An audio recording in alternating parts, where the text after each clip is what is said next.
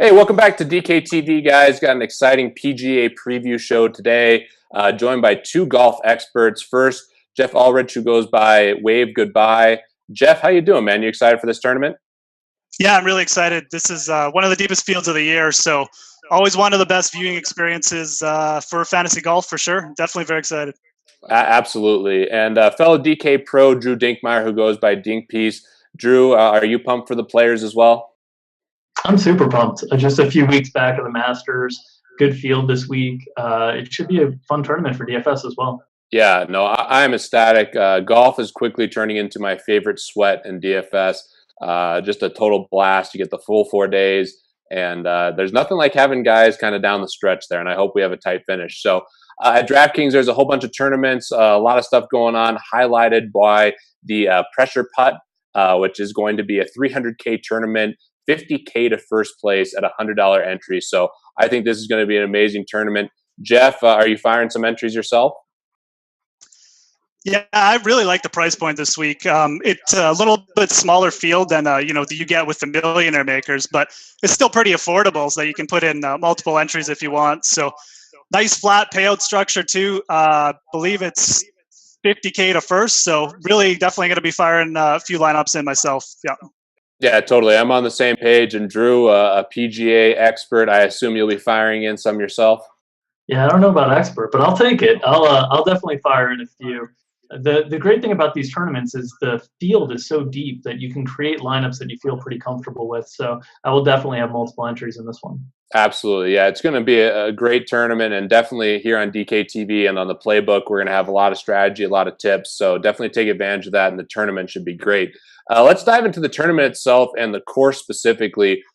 Geoff, how is this course going to play, and what kind of stats are you looking at when considering your golfers here? Yeah, this is a bit of a different week, just in the sense that power isn't really going to be at the forefront. It's a Pete Dye design course, par 72, but only plays about 7,200 yards, so it's a little bit shorter than the average par 72. I'm really looking at approach proximity and guys with good approach games and iron games. There's just a lot of sort of pressure put on players' approach games this week, and the best example obviously is the island green that they have to face at the 17th hole there. That's just a good sort of preview of what the players sort of have to face this week. Yeah, absolutely. I remember Sergio a couple years back just totally falling apart on number 17, and obviously there's always drama there. Drew, if there's a top tournament strategy tip that you'd give to people for this tournament specifically, what would it be? I think one of the cool things you can do with PGA DFS is you can not worry about how much you're leaving on the salary cap when you're constructing rosters. And I think that's a cool thing because there's a little bit more variance in the individual projections that you can sometimes leave, $500, $600, even over $1,000 on the salary cap. And that'll help you create a unique team that you can compete with others and give you a chance at finishing at that top spot. Yeah, no, that's a great point, and certainly there's a lot of value in going contrarian, and you're obviously going to be contrarian if you're leaving more salary on the table in a tournament like this. So I love that strategy, and the nice thing that we all have talked about is how deep this tournament is, and there's just a bunch of good golfers from top to bottom. So certainly think there's a lot of merit to that strategy. Let's get into some golfers, though, specifically. Geoff, I know there's a bunch of studs in the tournament, pretty much all the top golfers in the world. Looks like McIlroy and Spieth are the two favorites. How are you viewing those guys and the rest of the top studs for this field? Yeah, I think this course really sets up well for Jordan Spieth this week, just because power is so de-emphasized that if you really look at their records too, Rory McIlroy, I think the first 3 years he played here, he missed the cut, and he did kind of figure it out last year. But as far as the two favorites go, you really have to give the edge to Spieth. Finished fourth here last year. Just has an amazing short game, and it just plays. The course just plays to his strengths a lot better this week. So I'm really keying on Spieth again. I won't be shocked at all if he wins. But the other kind of big price stud that I've got my eye on this week is Henrik Stenson. Really accurate iron player.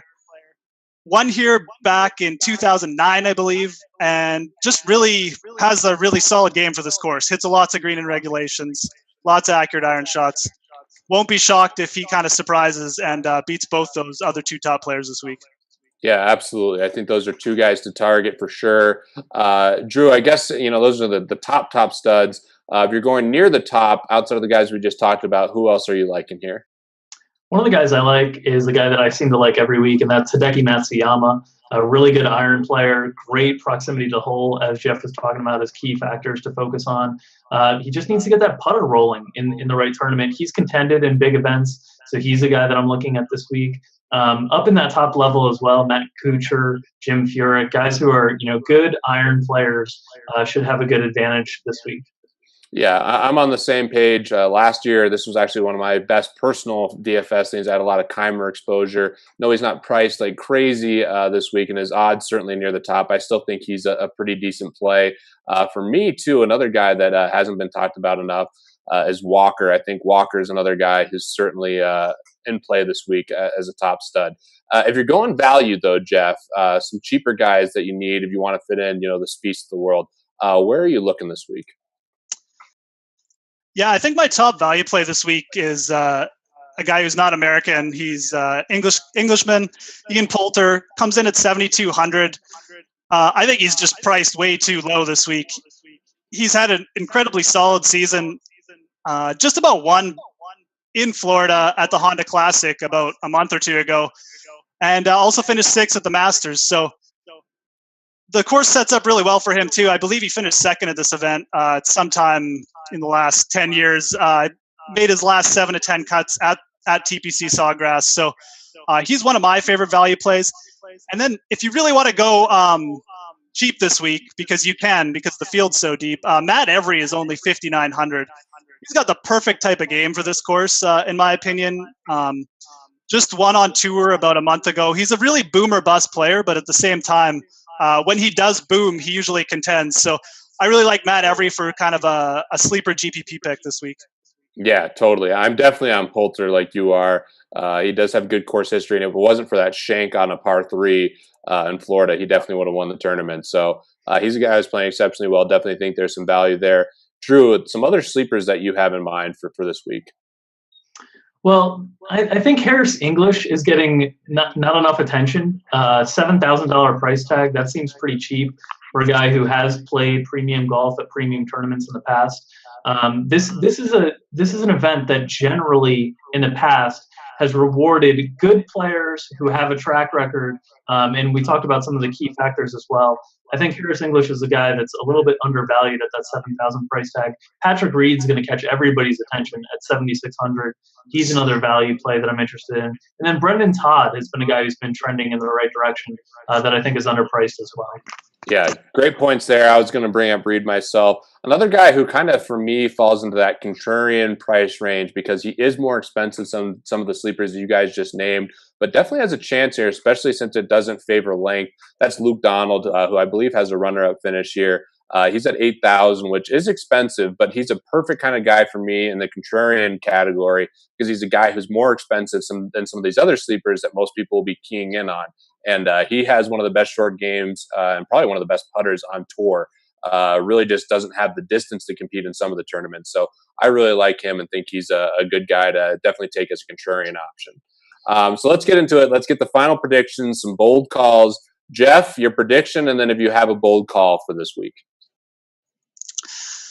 I'll start with my bold call. My bold call is I think Ricky Fowler's really going to have a good tournament. I don't really know why, but he did tweet out a couple weeks ago that he was swinging well and he just hasn't been putting well. And he did kind of finish the Masters pretty good. There's also an article that came out this week that, touched on who the most overrated players were, and Ricky Fowler was one of them. And I think that could just be extra motivation. So I think he's going to have a good tournament. I could see him finishing top 5, maybe not winning. As far as winners go, I'm kind of through betting against Jordan Spieth, so he's my pick. All right, yeah, you can't go wrong with Spieth. Who there's an interesting article about him and Tony Romo too. Apparently, no one should really be going against him on the golf course. Drew, your thoughts on a prediction for the winner, and then if you have a bold call.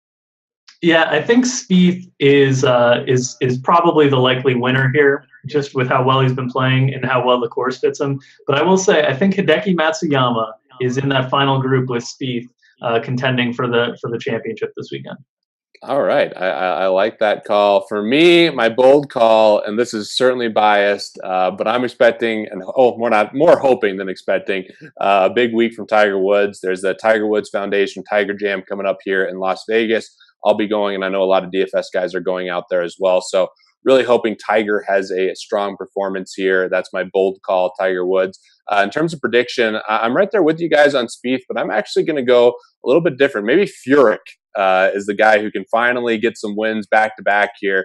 So I'm going to go Jim Furyk as the winner as my prediction. So with that, guys, keep checking back here at DKTV. We have strategy and tips on every sport. Going to be a lot more stuff coming on golf in particular throughout the year. And also the Playbook has a ton of good stuff as well. So for all of us, thanks for coming in, guys. Good luck in all your contests, and hope to see one of you guys take down the Pressure Putt.